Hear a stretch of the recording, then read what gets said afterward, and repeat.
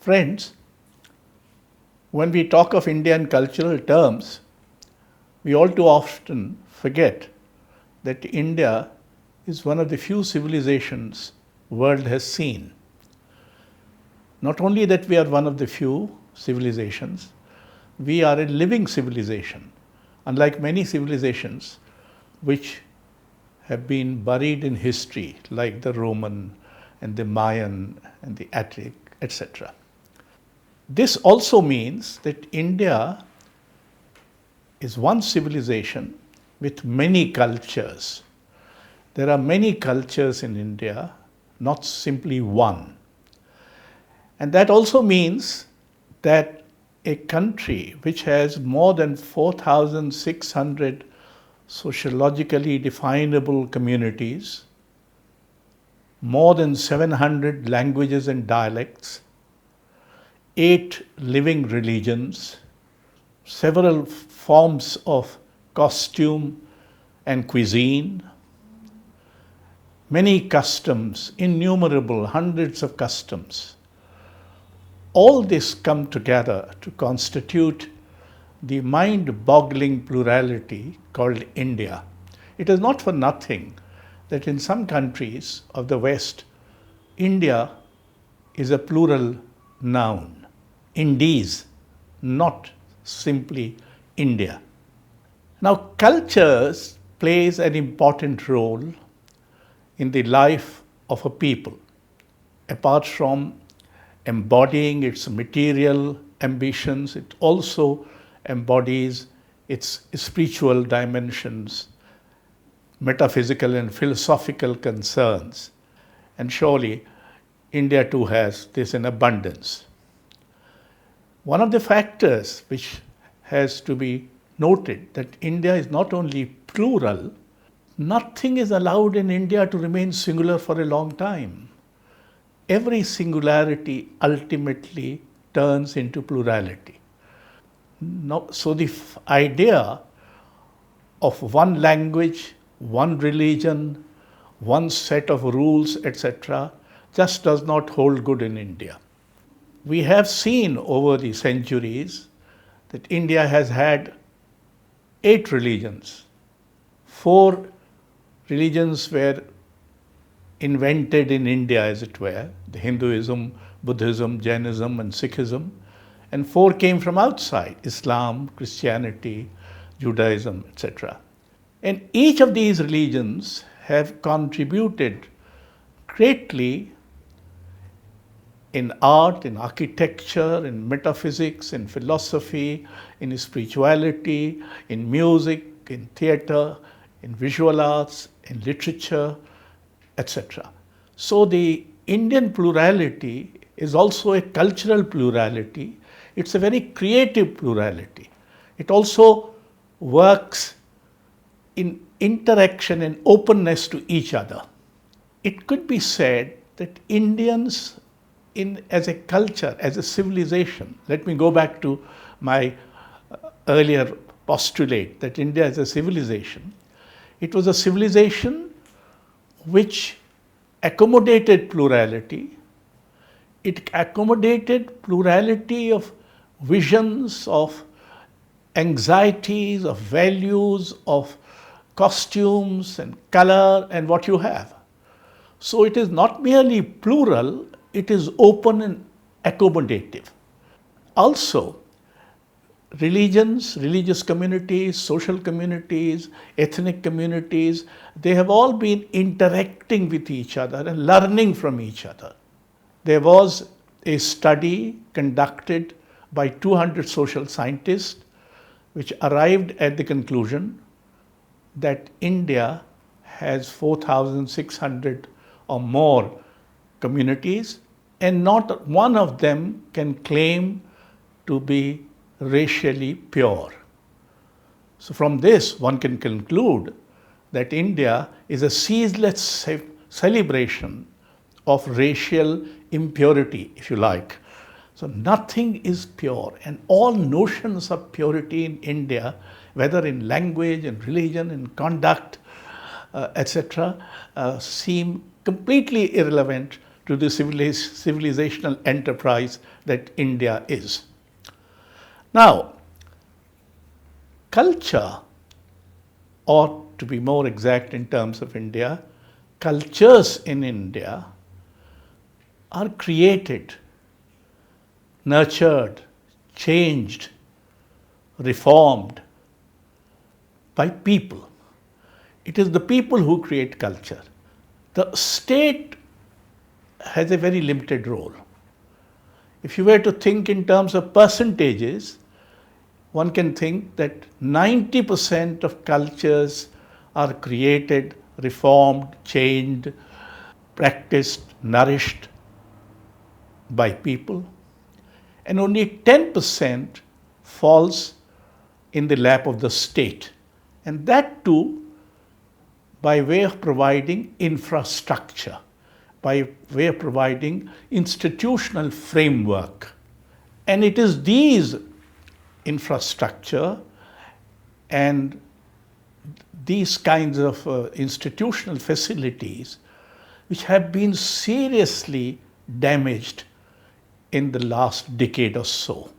They have been undermined, they have been undervalued, they have become adjuncts of the state, whereas for a number of years and decades in our republic, they enjoyed autonomy. But that autonomy is now seemed to be a thing of the past. So one of the things that will have to be done is to come back and give cultures and cultural institutions their autonomy.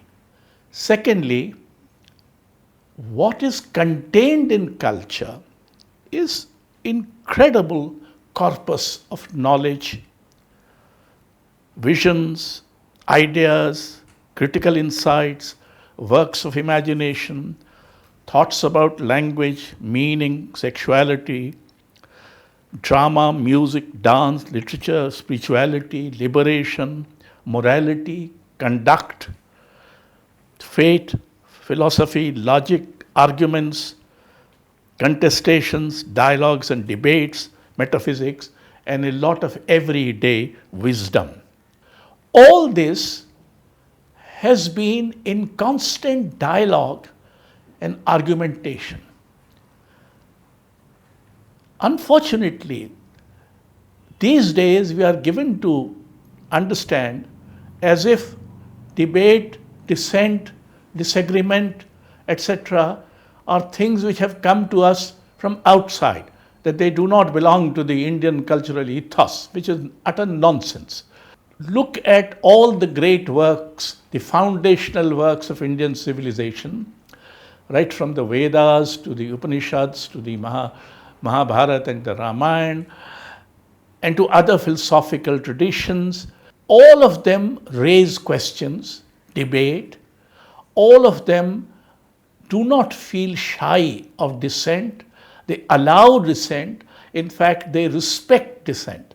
So in a manner of speaking, India's spiritual heritage, its intellectual and moral heritage, its creative heritage, all together create a democratic ethos, which we have now, 70 years ago, made into a constitution for India. That's what it is. Therefore, we must not forget that constitution merely, if not merely, substantially incorporates the Indian traditions of plurality, accommodation, openness, interaction, dialogue, debate, disagreement, etc. It is the constitutions which gives us the freedom, in a legal sense, to disagree with the states of powers that be.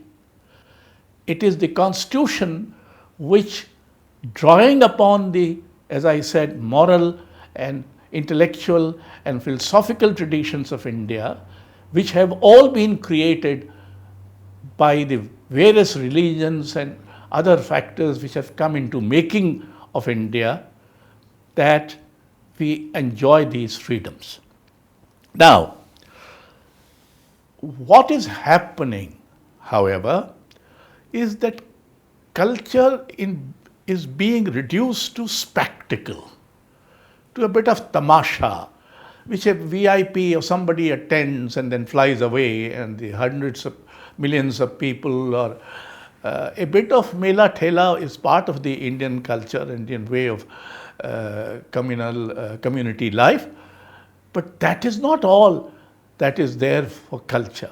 There are important aspects of culture which have to be nourished. There is a vast archaeological, historical heritage which has to be taken care of.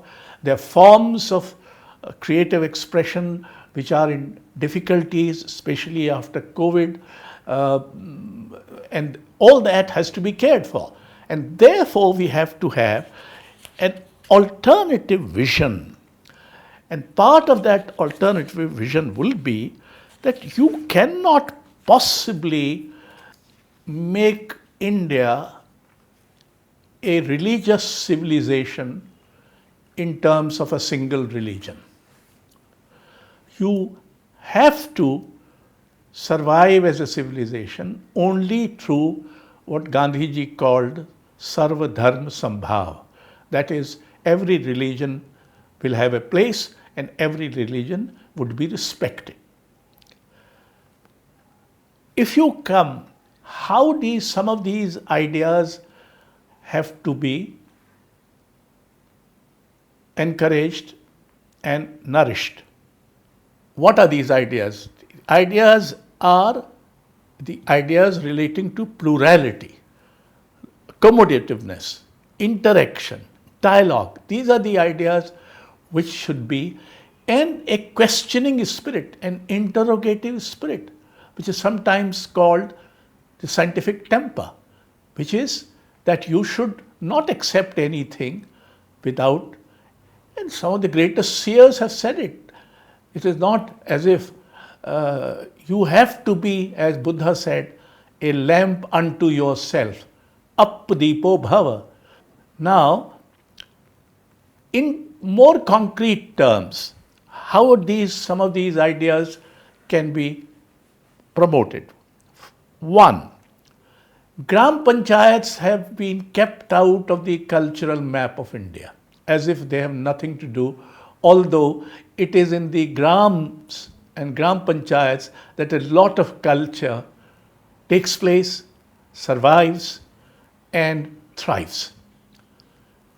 There are any number of archaeological monuments which are neither protected by the Archaeological Survey of India nor by the Archaeology Directorate of the state governments. A single step could be taken that all archaeological or historical monuments falling within the jurisdiction of a Gram Panchayat should be transferred to the Gram Panchayats. They should own these monuments and take care of them. They will have to be trained, some funds will have to be provided, some kind of a manual of care and renovation, preservation will have to be provided. All that can be done. Our rural schools, again, are mostly located in places where culture abounds, but they are kept away from taking any part in the cultural life within the school. My suggestion would be that all schools, their teachers and their students should start collecting folk songs and other folk traditional material falling within their geography. And they should be made to feel proud of and concerned with the cultural richness of their neighborhood, whether it is in terms of crafts, in terms of folk tales.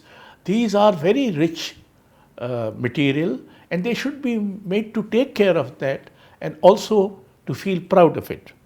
Each school must celebrate, if not a day, but a week of mother tongues. You see, the language in which they are taught in the school is a standard language, but a whole lot of dialects which they speak at home, in the family, or in society at large. These dialects must be acknowledged within the precincts of the school by celebrating a week, as I suggest. Residences, workplaces of important writers, artists, teachers, and other intellectuals should be marked, and communities and neighborhoods encouraged to keep them in good condition. India has produced, by a simple assessment, perhaps 100 top notchers in the world of music, theatre, cinema, dance, literature in the last 50 years. What have we done to protect their places, their residences, the materials that they have left behind, which can be very interesting and inspiring for others to see? I once saw that in England there's a convention that a house in which some important person lived has a blue circle, and it is marked so that people know that such and such person lived here. There has to be at the state level a greater awareness of the broad and rich cultural heritage the state has. States have museums, but not all of them have what I would call a state folk art survey. Something like the Archaeological Survey of India, there ought to be a folks art survey of Madhya Pradesh or of Uttar Pradesh or whatever. Also, there ought to be the Adivasi languages and literatures. They are now coming to fruition. Many Adivasi language books are being published, but there is no attempt to put these together, not necessarily in the conventional museum form, but in a more open-ended and a more tribal life kind of a form in which these should be preserved, and they must be given due respect. Adivasis are not meant to dance around when a VIP is visiting, and that's it. That's the most insulting form of respect, if at all. What should be, they should be cared for and respected for what they are. Each state has many languages, although there are linguistic states. So say Andhra and Telangana will have Telugu, but there is also Urdu there, there is also Hindi there, and there might be other dialects. And border areas, there will be a bit of Tamil and a bit of Malayalam or whatever. So each language territory is very porous. And this idea that our language is great, but there are several neighborhood languages which are also great, should be stressed. And therefore, a state museum of languages and literature should be set up. Chairs, universities which are technical universities, now there is such a huge stress, heavy stress on instrumentalization of education, that the broad liberal education is being given up. So we are going to produce robots and persons who will have no idea. They will technically be perfect, but will have no idea of the world they are going to be thrown in after they finish their education. So in IITs, technical universities, all universities, there ought to be, in the engineering colleges, medical colleges, residencies created for writers, artists to be there and to mix with the student population, to talk to them about other aspects of life that they should know while they sort of graduate or postgraduate in some technical or whatever subject. There ought to be, I think, one of the great movements which took place in the medieval India was the Bhakti movement. It started from the south, it has gone up to the north, and it enabled the lower caste, the lower craftspeople to exercise the right of creative expression. So look at that period. You have Kabir, who is a weaver, you have Raidas, who is a cobbler, you have Namdev, who is a tailor, and such like. This was a great period, and there was an interaction. Kabir in Banaras, which is a Vatican city of Hinduism, let's say, is able to question and make fun of both the Pandits and the Maulvis, and makes both the Vedas and the Kitab sort of irrelevant for spirituality, and democratizes spirituality, which was thought to be the exclusive domain of, let's say, Brahmin or the wise ones. Now, this is a great moment in Indian history, and I said we should celebrate it throughout the country, intellectually, creatively, in different ways, because each state will have some great bhakti poet. There are Vachana poets, there are Sangam poets, there are Alvas, and such like, and of course the bhakti poets in the north. Coming to the national level, if you come to India, to Delhi, the capital, you don't have a National Museum of Indian Literature and Indian Languages. As I said, there are more than 700 languages, and there are literatures being written. Even 26 languages are recognized by the Sahitya Academy, as against, I think, 22 recognized by the 8th schedule of the Constitution. But there are many more languages. Now, somebody who wants to know what India is all about must be able to do so by visiting such a museum, a National Museum of Indian Literature and Languages. It could have a Rabindranath Tagore room, it could have a room for Premchand or Nirala or Mir and Ghalib and what you have. These are great figures by all accounts.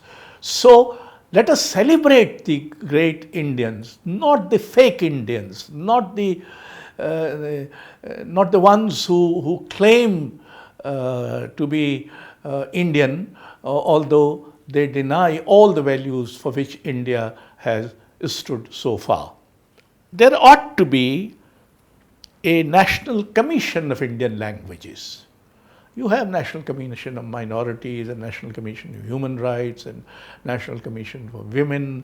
There ought to be a National Commission for Languages. We ought to know what is happening in our languages in terms of education, in terms of jurisprudence, in terms of information technology, in terms of education, etc. And the whole country should know what is happening to our languages, and corrective measures should be taken to see that if there are any difficulties or impediments or inadequacies, that they are corrected. There ought to be a National Artists' Writers' Welfare Fund. You see, when it comes to display ourselves, in the world, what is it that you show? You don't show anything which is, let us say, the so-called modern, in which you will always be behind. Well, what do you show? The world over, India is identified in the first place with Gandhiji and Nehru. You utter the name and they'll say, oh, the country of Gandhi. They will immediately know that.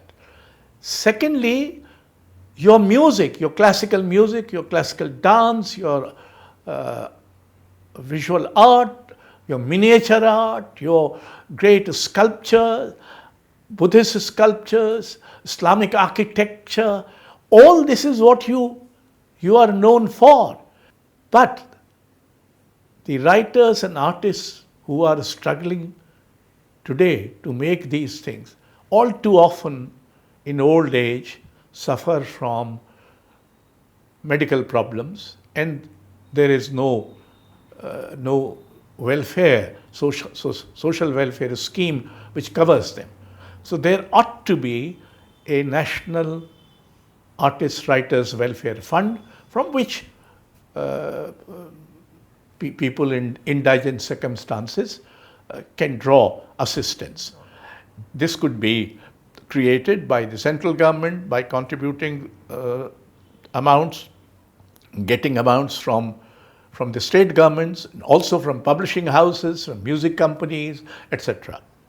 You see, one of the things that is going to happen very soon is that our classical arts, especially music and dance, are now steeped in deep mediocrity because we have done nothing to save the age-old tradition of Guru Shishya Parampara.